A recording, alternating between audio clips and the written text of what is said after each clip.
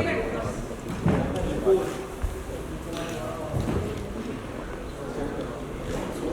है, शुरू करें।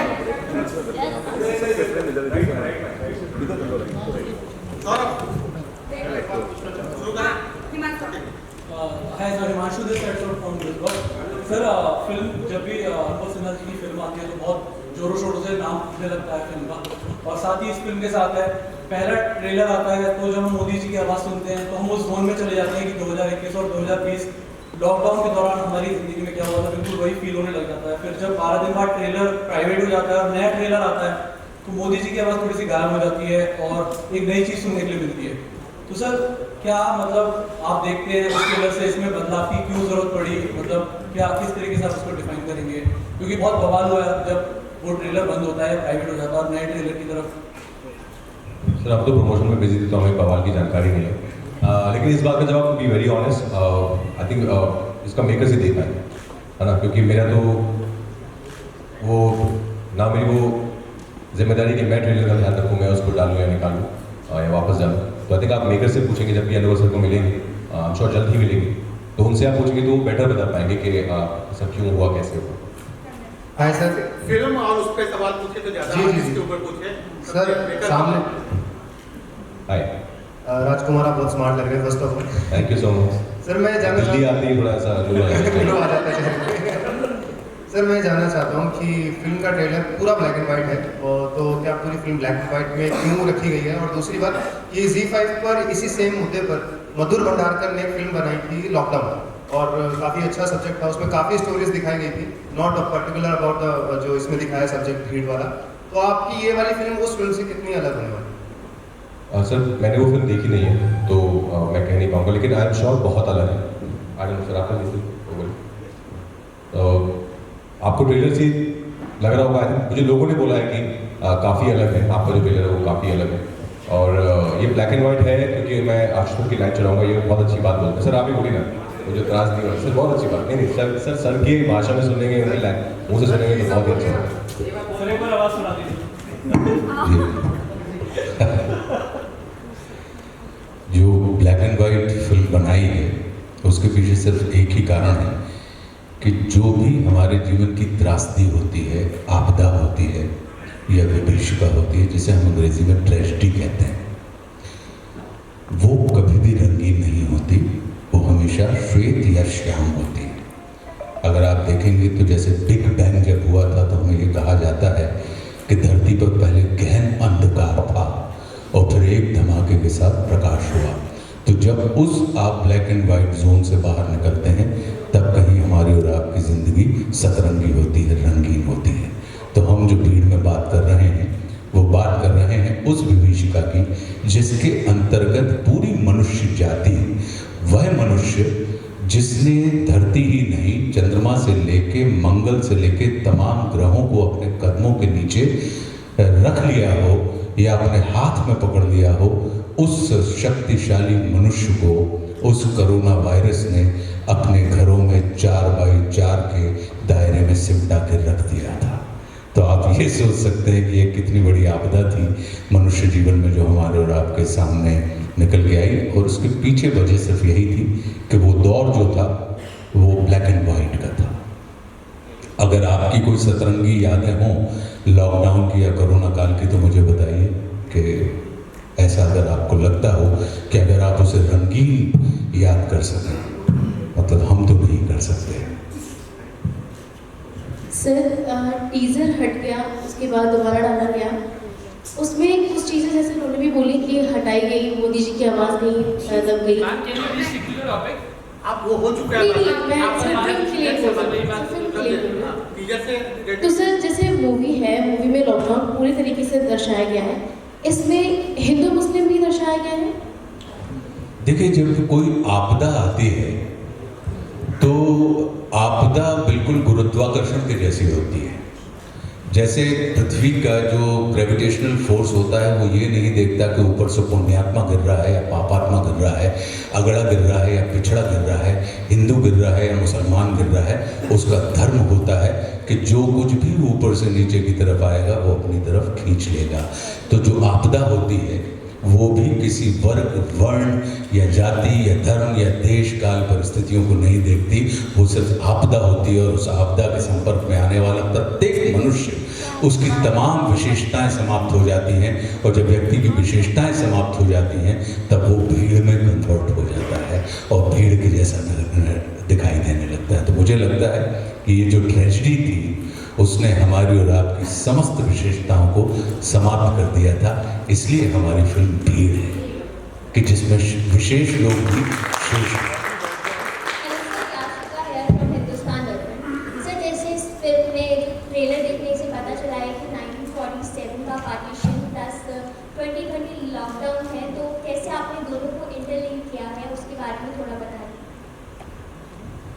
अनुभव सर का तो जब सबसे पहले एक अनाउंसमेंट वीडियो आया था उसमें ऐसा कुछ जिक्र था।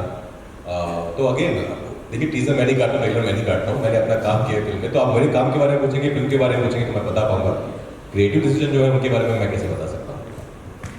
Hello, hi sir, this side Akash from filmikla.com। Sir मेरा सवाल आप दोनों से है। सर, मूवी का नाम भीड़ है, तो इसमें दिखाया गया है कि कोविड के दौरान जो मतलब everyone was on the same platform, मतलब सभी एक ही तराजू में तोले जा रहे थे। तो मैं जानना चाहता हूँ, आपने उस दौरान पर्सनली क्या फील किया कि जिससे आप इस फिल्म में कनेक्ट कर पाते हैं कि भाई मैं भी उस दौरान मतलब कोई एक स्टार नहीं था, मैं भी एक आम आदमी की तरह ही जीवन जी रहा था। तो क्या आपने डिफरेंस देखे उस दौरान? मैं आप दोनों की इंडिविजुअल एक्सपीरियंसेस जानना चाहता हूँ। नहीं, बिल्कुल हम रिलेट कर पाए, क्योंकि और हमने जो फिल्म शूट की है वो कोविड टाइम में की है। ऐसा नहीं था कि कोविड उस टाइम चला गया था। हम लोग ऑफकोर्स प्रोटोकॉल्स फॉलो कर रहे थे, गाइडलाइंस फॉलो कर रहे थे। तो हमारे आसपास था कोविड तब भी, तो वो जहन में तो था ही कि अभी भी ये कोविड जो है वो गया नहीं है, इधर ही है। लेकिन जो चीज़ें हमने महसूस की, जैसे हम सब ने देखा ऑफकोर्स, जब इतने हज़ारों माइग्रेंट वर्कर्स जब चल जा रहे थे वापस अपने अपने घरों में, तो वो तस्वीरें बहुत ही पावरफुल थी, वो बहुत ही दिल जलाने वाली तस्वीरें थी। तो वो सब हमारे दिलों में रह गई, हमारे दिमाग में रह गई। और फिर हमने जब फिल्म शुरू की तो माइग्रेंट वर्कर्स के ऊपर भी इसका एक चैप्टर है, हमारी कहानी जो बेस्ड है कि कैसे वो लोग जब गए वापस, तो वही जब वो हमने सिर्फ वही तस्वीरों तक देखा उन्हें, लेकिन उसके बाद उनके साथ क्या हुआ, क्या वो वापस पहुँचे या अगर पहुँचे तो घर पहुँच पाए कि नहीं पहुँच पाए। तो उसी के चलते अनुभव सर ने एक फिक्शनल कहानी बनाई है इन फिक्शनल किरदारों को लेकर, जो एक जंक्शन पर मिलते हैं। कहानी एक दिन की है, वहाँ पर ये मिलते हैं, और इनके साथ क्या क्या होता है। जैसे हमने कहा कि ट्रेजेडी चल रही है पूरी दुनिया में, ग्लोबली, ऐसा नहीं कि सिर्फ हमारे देश में। तो उसमें जब ये मिलते हैं तो कौन कैसा, सबकी ह्यूमन नेचर जो है बाहर निकल के आने लगते हैं। हमारी फिल्म उस बारे में, ह्यूमन स्पिरिट के बारे में है। हमारी फिल्म एक्चुअली होप के बारे में है। हमारी फिल्म एक बहुत ही पॉजिटिविटी के ऊपर मैसेज देने की कोशिश कर रही है। हेलो सर जी सर, मेरे अनुभव, सबसे पहली बात तो ये है कि इसको सिर्फ आप हमारी ही फिल्म ना कहें, क्योंकि कोविड काल से आप भी ग्रसित रहे हैं और पूरा का पूरा विश्व ग्रसित रहा है। तो ये आपकी भी फिल्म है, और जैसी हमारी यादें हैं वैसी ही मुझे लगता है कि आपकी यादें होंगी। इसमें आप भी अपनी पत्रकारिता के कारण आपको देखना पता लगा होगा कि कितनी नई नई टेक्निक्स आ गई थी कि हम ऑनलाइन काम करने लगे थे। वो सारी की सारी चीज़ें हम दूर रहते हुए कर रहे थे। क्यों? क्योंकि कोविड जिस तरीके से था कि पहले पता लगा कि भाई सैनिटाइज़र से इस्तेमाल कर लीजिए, फिर पता लगा कि नहीं ये मेटल पे इतनी देर रहता है, फिर लगा कि प्लास्टिक पे इतनी देर रहता है, फिर आपने देखा होगा कि अगर लिफ्ट में कोई चल रहा है तो वो पिन से उसके बटन को दबा रहा है, फिर आजू बाजू से निकलने, फिर देखने, अचानक लगा कि नहीं देखने से होने लगा है, फिर लगा कि हवा से होने लगा है, कई किस्म की तमाम चीज़ें थी। और इसका सीधा संबंध जीवन से था, और इस विश्व में ऐसा कोई व्यक्ति नहीं होगा जो आज की तारीख में हम और आप सब जीवित हैं जिसके किसी एक जानने वाले ने जीवन ना खोया हो पूरे विश्व में। मुझे लगता है ये इतनी बड़ी भयानक भयंकर त्रासदी थी जिसने मनुष्य के अहम को तोड़कर उसके अंदर मनुष्यता का निर्माण किया था और सोई हुई मनुष्यता को जगाने का काम किया था। क्योंकि मनुष्यता जागती ही तब है जब हमारा जीवन संकट में आ जाता है। तो हमारी जो फिल्म है भीड़ की जो कहानी है वो मनुष्यता की कहानी है।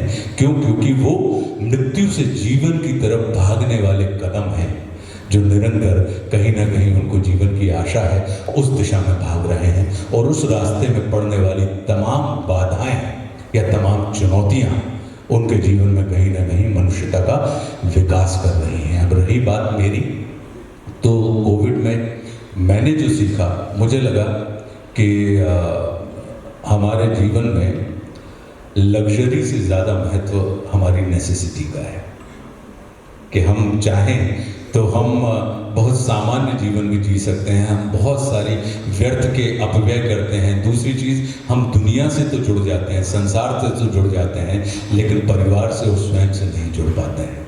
तो हमने देखा कि उस कोविड ने, जो कि महामारी थी, एक भयंकर त्रासदी थी, लेकिन उसने कहीं ना कहीं संसार से जुड़ने वाले व्यक्तियों को स्वयं से जुड़ने का अवसर दिया, स्वयं से जुड़ने वाले व्यक्तियों को स्वयं के परिवार से जुड़ने का अवसर दिया। और मेरा ये मानना है कि अगर आप स्वयं से जुड़े हैं, परिवार से जुड़े हैं, तो विश्वास कीजिए जब संसार से जुड़ेंगे तो बहुत अच्छे तरीके से जुड़ जाएंगे। हमारी फिल्म ये बताती है। हेलो सर, मैं रोहित मौर्य, देसी मार्टनी से। सर, मेरा सवाल है कि ये जो फिल्म में जो आशुतोष जी आपने जो थप्पड़ मारा है रियल में, वो रियल में थप्पड़ मारने की क्यों ज़रूरत पड़ी? क्योंकि जनता ऑडियंस तो ये देखती है कि सिर्फ डिशम क्यों किया और वो कोई रियल नहीं होता, तो ये रियलिटी क्यों लानी पड़ी इतनी ज़्यादा? देखिए, ये निर्भर करता है अभिनेताओं की सहजता के ऊपर, और अक्सर हम लोग ऐसा करते नहीं हैं। ये आप सही कह रहे हैं कि जितने भी हमारे एक्शन सीक्वेंसेस होते हैं उसमें एक एक्टर दूसरे एक्टर की बॉडी को टच भी नहीं करता है, लेकिन कभी कभी मौके की नज़ाकत के हिसाब से या शॉट की रिक्वायरमेंट के हिसाब से जब दोनों एक्टर सहमत होते हैं इसमें कि नहीं, वो इम्पैक्ट, क्योंकि एक ही शॉट में वो सीन होना है और होने के तुरंत बाद उसमें कहीं कोई बीच में कट नहीं है, तो आपको वो फिंगरप्रिंट भी यहाँ पर चाहिए है, और साथ में उस किस्म का एक थरथराता हुआ। जब आपने कभी झापड़ खाया है पिताजी से या मम्मी से? खाया है? नहीं? अच्छा, तो जो झन्नाटेदार थप्पड़ के बाद मुझे बताओ कि आपके गाल की ये मसल्स हिलती थी कि नहीं हिलती थी? थोड़ी देर तक सन्न होता रहता था, और वो उसी मूवमेंट के लिए कभी कभी एक्टर जब अपने राजकुमार जैसे जो अभिनेता हैं, ये किसी भी किरदार की खाल में घुस जाते हैं। लोग बाल की खाल निकालते हैं, ये खाल में से बाल निकाल के फिर बाल की खाल निकाल के उसके अंदर घुसने वाले ये उतने निपुण अभिनेता हैं, तो इनके साथ तो ऑन द टोज रहना पड़ता है, और फिर इनकी रिक्वायरमेंट को मुझे लगता है कि पूरा करने के लिए कभी कभी आपको उन चीज़ों को करना पड़ता है। लेकिन ये होती तब जब दोनों अभिनेताओं की सहमति हो, क्योंकि अक्सर पिटने वाला इस चीज़ को इनकार करता है, पीटने वाला तो तैयार रहता है क्योंकि उसको मारना है, लेकिन अक्सर ऐसा होता है हम अभिनेताओं में कि जिसको ब्लो लेना है या झापड़ लेना है वो सहज नहीं होते हैं।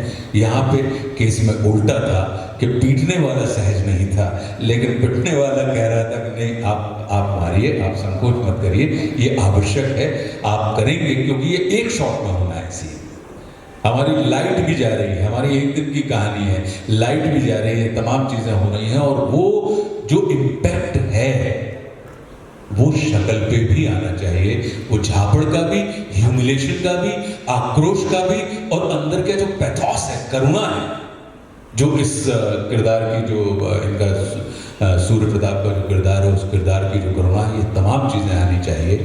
तो मुझे लगा कि इसलिए एक बड़ा वैधानिक निर्णय लिया गया कि भाई अभी मतलब हम तकनीक का इस्तेमाल नहीं करते हैं, अभी हम आत्मा का इस्तेमाल करते हैं। Rajkumar and Ashutosh sir, hi, this is Radhika from the press trust of India. Trailer के अंदर आप राजकुमार आपके किरदार से I think Pankaj Kapoor sir कहते हैं कि हीरो बनना चाहते होते हैं, आप ही कहते हैं। तो ये हीरो की जो डेफिनेशन होती है, ये साल दर साल, युग दर युग चेंज होती रहती है। करंटली ऐसा माना जा रहा है कि शायद कॉमन मैन ही हीरो है आज ऑन स्क्रीन पे। तो आप दोनों का क्या ख्याल है कि आज के टाइम में हीरो की डेफिनेशन क्या है, और क्या हीरो हमारे अंदर से ही आते हैं? बिल्कुल हमारे अंदर से आते हैं। देखिए, फिल्म लैंग्वेज में बात करेंगे तो हीरो की परिभाषा, डेफिनेशन कुछ और है, हालांकि मैंने कभी उस टर्म को यूज़ नहीं किया है हीरो। मुझे बहुत बहुत अजीब लगता है टर्म यूज़ करना कि मैं हीरो, मैं एक्टर। मुझे लगता है कि हीरो जब सेकेंड लॉकडाउन जब हुआ था, जिस तरह से हमने देखा कितने सारे हम सब आपस में मिलकर किस तरह से एक दूसरे के लिए खड़े थे, तो मेरे लिए वो सब हीरो है। आई थिंक कोई भी इंसान जो दूसरे इंसान की ज़िंदगी में कुछ अच्छा बदलाव ला सकता है by might be doing a very small thing for the other person. I think he or she is a hero for me. तो वो हीरो है हमारे लिए आई थिंक। और जो बॉर्डर पे लोग खड़े हैं हमारे, वो हीरो हैं। हम सब तो एक्टर्स हैं, लेकिन हीरोज जो है वो सोसाइटी से ही आते हैं। सर अफसोस जी जी अफसोस जी सर, अच्छा, आपको मेरी परिभाषा में चाहिए। जी हीरो उस व्यक्ति को आप कहते हैं नायक, जो स्वयं से, जो स्वार्थ की नहीं परमार्थ के लिए काम करता हो, जो स्वयं के लिए नहीं संसार के लिए काम करता हो, जो खुद का हित नहीं जगत का हित देखता हो। नायक वो होता है जो सत्ता के पीछे नहीं, जिसके पीछे सत्ता भागती है। सत्ता से मतलब मैं पॉलिटिकल से मत जोड़िएगा, सत्ता से मतलब होता है एक चमकती हुई शक्ति, जो समाज के पीछे नहीं, जिसके पीछे समाज चलता है, जो अपनी संपत्ति को समाज की संपत्ति मानता है, अपनी ऊर्जा को वो समाज की ऊर्जा मानता है। मुझे लगता है कि ऐसे लोगों को आप नायक कहते हैं। और नायक जो होता है वो आम आदमी के अगर आप खास होना चाहते हैं तो आप आम हो जाइए, तभी फलों का राजा आम कहलाता है। बाकी आपने अमरूद को या बड़े वाले उसको खरबूज को जो इतना बड़ा है उसको नहीं कहा, फलों के राजा को आपने आम को ही फलों का राजा बनाया, क्योंकि वो इतना आम है इसलिए वो सबसे अधिक खास हो गया। Thank you sir. अफसोस जी इधर सर, अफसोस जी आपने जी कोरोना के काल की जो त्रासदी आपने इसमें भीड़ में दिखाई है, एक हिंदी बेल्ट के जितने भी लोग थे, भीड़ की तरह जो जिस तरीके से उनका रेला चला, वो एक फिल्म का कंसेप्ट बना हुआ था आपके हिसाब से। लेकिन उस आपदा में अवसर का भी लोगों ने फायदा उठाया, बहुत सी चीज़ें इसमें आई, लोगों ने आपदा का अवसर भी उठाया। तो क्या उस अवसर को भी इसमें तलाशा गया है कहीं ना कहीं? कुछ काम आप भी तो करोगे या सब काम आप प्रेस कॉन्फ्रेंस में निपटवा दोगे? 24 तारीख रात हो रही है यार भैया, एक बार जाके आप कृपा करके, मैं तो ये कहता हूँ कि ये वो फिल्म है जो अपने घर परिवार और माता पिता और बच्चों के साथ भी जाकर देखिए। अवसर का फायदा नहीं, आप जाके देखेंगे तब आपको पता लगेगा कि इसमें वो तमाम पहलू हैं या नहीं। आशुतोष सर, मैं प्रीति हूँ इंटरव्यू वाली, और आप बहुत हैंडसम लग रहे हैं, आप लेफ्ट आउट ना फील करें, और आप जब बोलते हैं तो और भी हैंडसम लगते हैं, मन करता है आपको सुनते जाए, इतनी डेप्थ है आपके अंदर। नहीं, मैं विश्वास कीजिए, मैं कभी भी अपने आप को लेफ्ट आउट महसूस नहीं करता हूँ, क्योंकि मेरा ये मानना है कि नाक में चमकने वाली नथ का अपना सौंदर्य होता है और गले में पहनने वाले हार का अपना सौंदर्य।